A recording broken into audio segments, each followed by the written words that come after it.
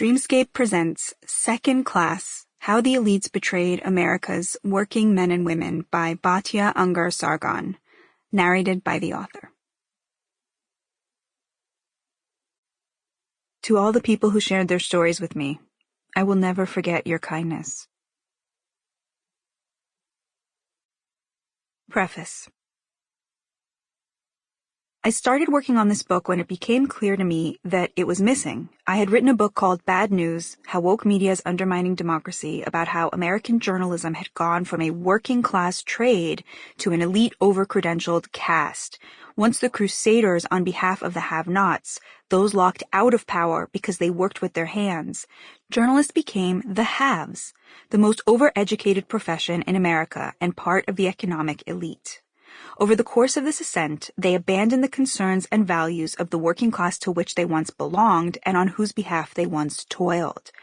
Bad News was focused on journalism, but for me it provided a window into a larger class divide that has come to define the United States, a country we like to think of as a classless society. This class divide has become entrenched. Having a college degree is predictive of how long you'll live, how likely you are to own your own home, how healthy you are, and whether your children will be better off than you.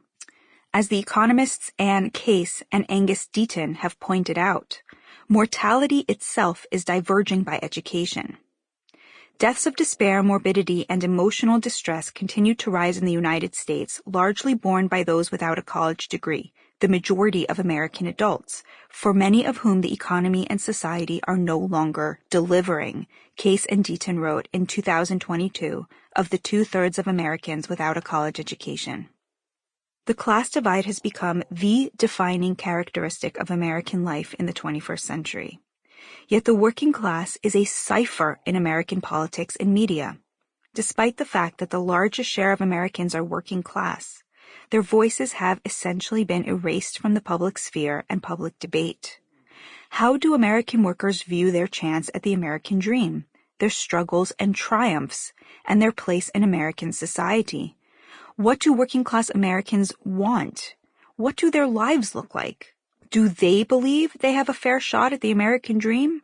Or do they think that the system is rigged against them? What does the American dream mean to them? These are the questions I've tried to answer in Second Class, How the Elites Betrayed America's Working Men and Women.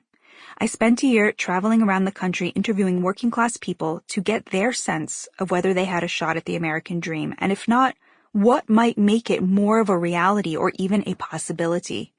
I spoke to people from across the political spectrum. Sample complete. Ready to continue?